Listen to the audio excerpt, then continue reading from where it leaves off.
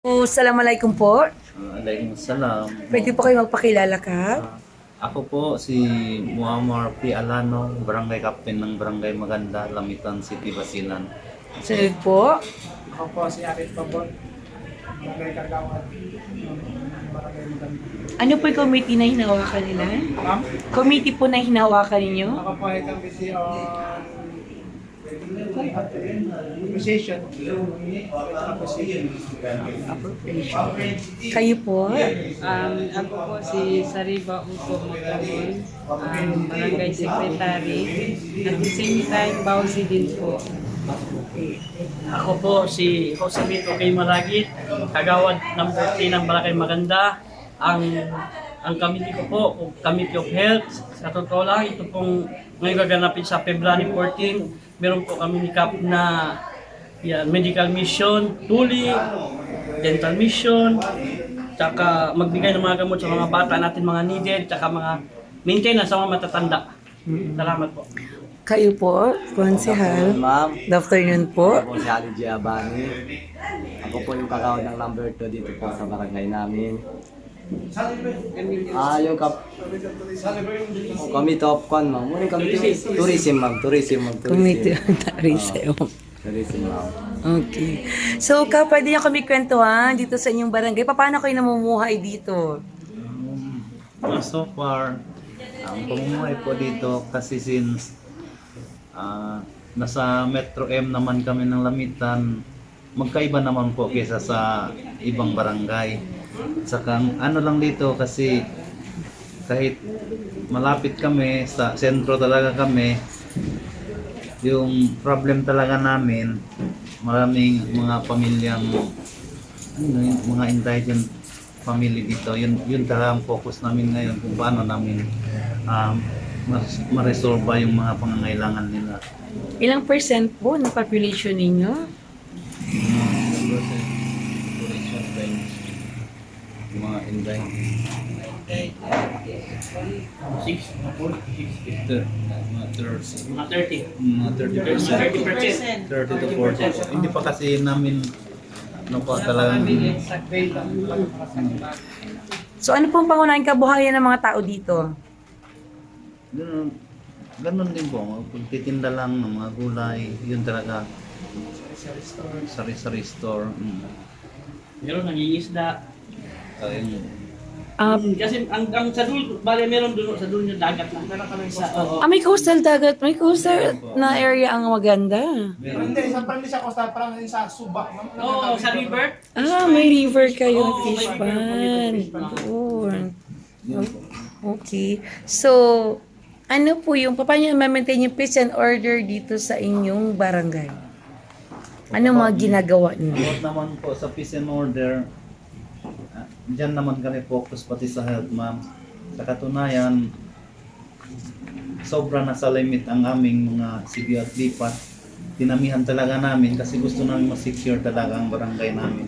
Kasi may mga daanan kasi dyan exit na maraming exit na walang dito.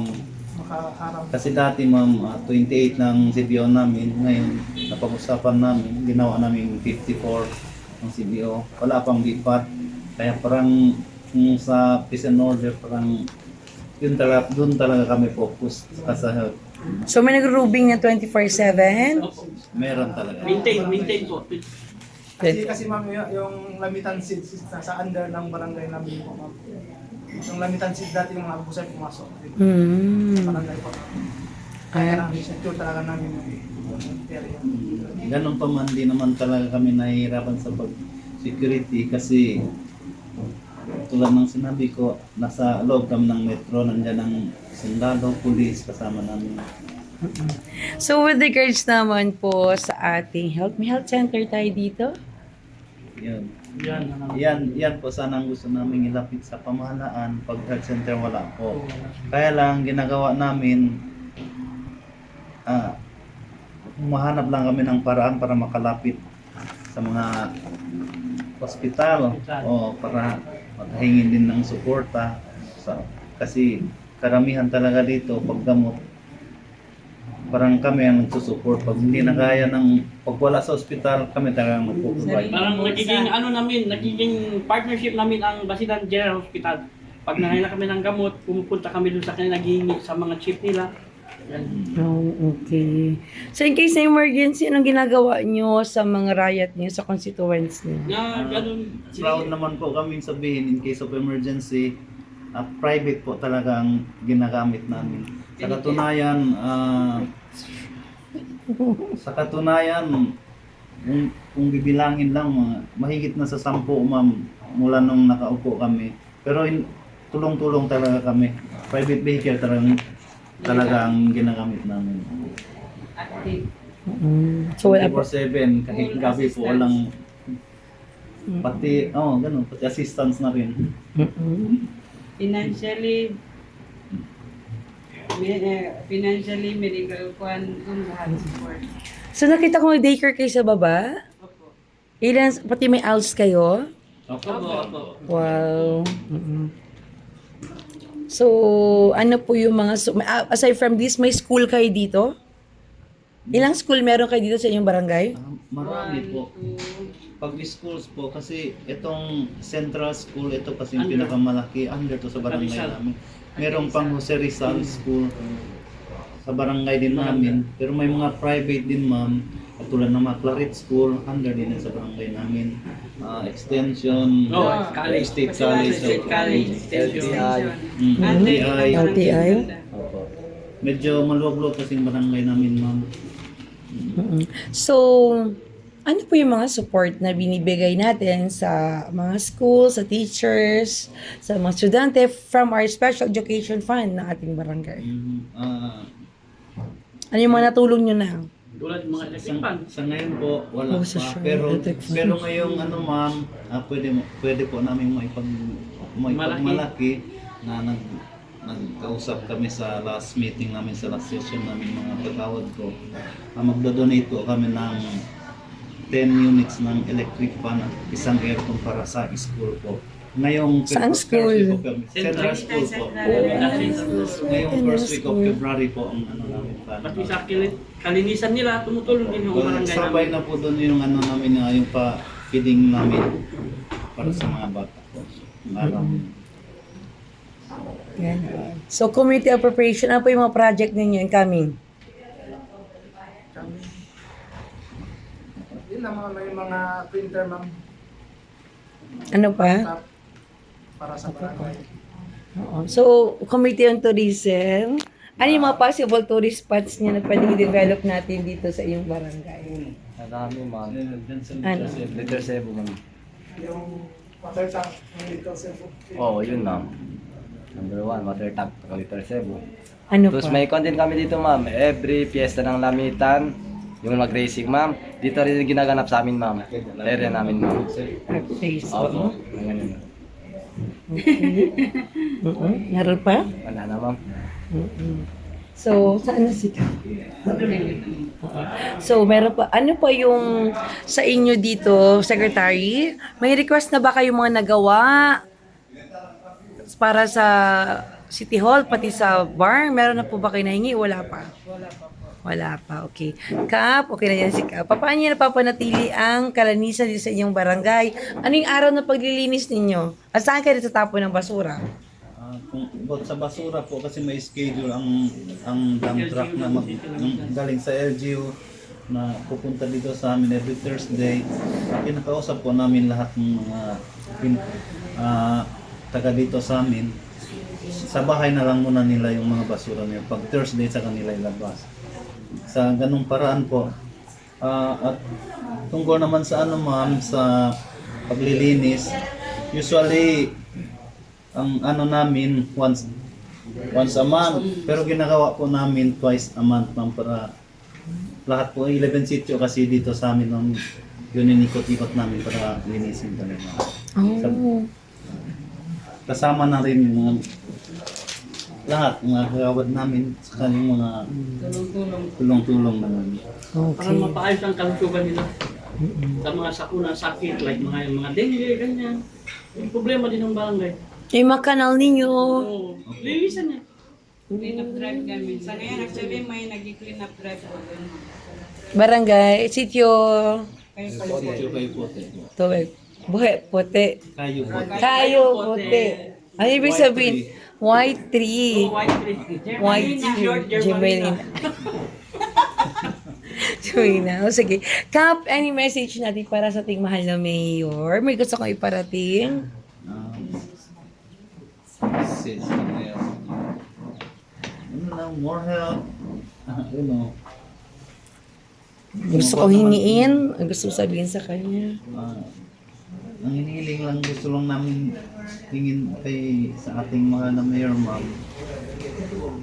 Ganun lang, supportahan kami sa mga gusto naming gawin, may ika-kaunlad ng barangay namin. Ano yung mga gusto niyong support? Uno nga, support. Yun, may ano kasi kami dito, yung concern ko kasi mula nang ginawa ang road widening, wala na kaming kanal sa ano, ma'am. Kaya yung yan ang problema namin kasi walang kanal dito sa amin ngayon. Pero hopefully sa ngayong taon o susunod na taon makawa na ng paraan. Drainage system. Opo, ng LGU. Then, panawagan po natin kay Kong Mujib at kay Gov GM. Kay Kong Mujib, sa aking pinakamamahal na boss. Inshallah. Boss! Sa katunayan po, may binigay siya sa amin ngayong solar, street light, solar street Ilang light. units? Di ko pa sure, ma'am, kung basta 20 to 30. Ngayong this month po. This month. Saka, inshallah, may hiling din kami sa kanya na health center, inshallah, this year. Baka, hopefully, inshallah. Kay Gov GM. Kay Cobb Jim, boss namin din. Inshallah, kung may hilingin man kami, nandyan din naman sila para sa amin. Sa barm? Sa farm, yung mga kasama ko naman. Oo, sino daw, yung mga lifeline. Secretary, ma'am. O nakabaan niyo pa sampay pa barm? Ano gusto niyo sabihin? Paratinghin na tulong. Sa farm. Kung na magkaroon tayo ng ambulance. Like mga kailangan namin mga barangay ambulance or kaya kahit yung mga bongo-bongo kasi pag-transport namin kung may mga dito may mga sakuna dito sa barangay namin, wala kami pag-anuan. Like dun sa area ng Idris, minsan nakabaha dun. Kasi Napan, private wala lang kami gamit paghakutan ng mga tao kung ipapunta sa evacuate center, ganyan ma'am. Tapos yung mga madrasa namin dito, kung matulungan nila. Madrasa kayo. Opo. May mga alive teachers na kayo? Yung mga teachers ng madrasa, may mga permanent na? Wala pa. Wala, Private. Alive teachers, wala Wala pa. Okay. Kasi dito 5 days. Oo. Private, So message po para sa ating mahal na Pangulong Bongbong Marcos at Vice Presidente Inday Sara. Ikaw na yan. Ikaw na yan. Message yan. Sa mahal namin Presidente Bongbong Marcos, sana kung narinig naman to kinikain namin, sana matulungan kami at naman kay Ma'am Vice President Sara Duterte, gano'n din po. Sana mabigyan kami ng solusyon yung problema namin dito sa barangay namin. Salamat po. Yun lang? Yun lang.